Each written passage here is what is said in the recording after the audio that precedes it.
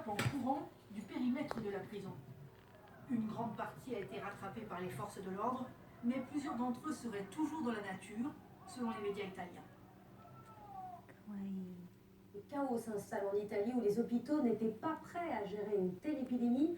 On retrouve Alban Nicosi en direct de Rome. ねえ、コロナがめっちゃ流行ってきてもどうするの。イタリアではめっちゃ流行ってるって言ってますよ。なんか中国ではモルモットとかからもコウモリとかから移ったって言われてますけど、あなたはもうね、真相の令状で他のモルモットと接することもないですし、コロナは私たちも持って帰ってこないように厳重にねしてるんで。はい、かわいいね。もう早く終わってほしいよね、もうね。バーニーちゃん。抱っこできるようになったしね。すごいのよね。ブロッコリー。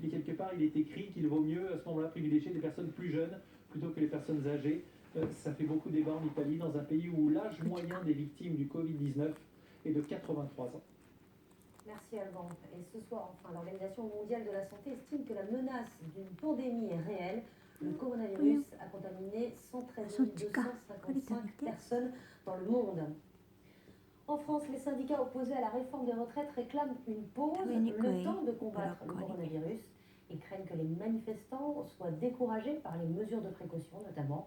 Le projet de loi doit bientôt passer par le Sénat. Avec la réforme, on calculera différemment les pensions de retraite des actifs, y compris des chômeurs qui risquent bien d'être les grands perdants. Explication avec Camille Dutin. Les chômeurs en fin de droit, pénalisés par la réforme des retraites. Désormais, les demandeurs d'emploi qui ne touchent pas d'allocation pourraient aussi ne plus créer de nouveaux droits pour leur retraite. Devant ce pôle emploi, les avis sont partagés. L'État doit nous accompagner un peu et s'il ne nous accompagne pas au chômage et à la retraite, on est vraiment accompagné nulle part. Là, si tu supprimes complètement les points éventuels qu'on peut cumuler en étant au chômage aujourd'hui, ça va être un peu dur, mais en tout cas, les minimiser, de sorte à encourager les gens à retrouver du travail et pas rester sur l'allocation. Dans le système actuel, les chômeurs sans indemnité acquièrent tout de même entre 4 et 6 trimestres de cotisation. Une situation possible une seule fois dans leur carrière. Désormais, avec la réforme, ils n'auront le droit à rien, aucun point. Selon ce syndicat, une double peine pour les chômeurs. On n'est jamais demandeur d'emploi par plaisir. On l'est encore moins quand on n'est pas indemnisé, parce qu'il est plus difficile de boucler les fins de mois. Donc ces demandeurs d'emploi seront doublement impactés. Le gouvernement, lui, assume sa position. Pour le secrétaire d'État, la retraite est le reflet de la carrière. Lorsqu'il n'existe pas de revenu d'activité ou un revenu de remplacement, il est logique qu'il n'y ait pas de droit à la retraite. Aujourd'hui, un demandeur d'emploi sur 2 ne touche aucune allocation chômage et pourrait être concerné par cette réforme.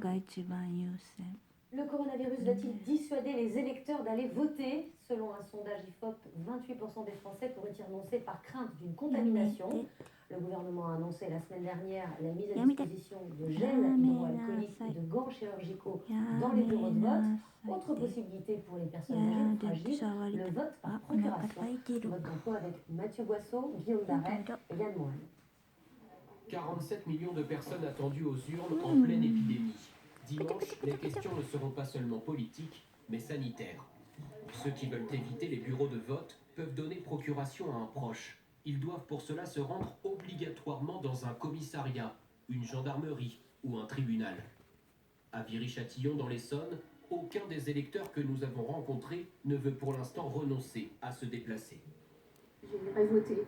La crainte de contamination. Sans peur, avec précaution, mais pas sans peur. Dans un bureau de vote, vous n'avez pas 500 personnes. Vous avez une petite fille qui va compter 20 personnes au maximum. Et puis c'est tout, ça s'arrête là. Le gouvernement s'attend toutefois à une recrudescence des procurations.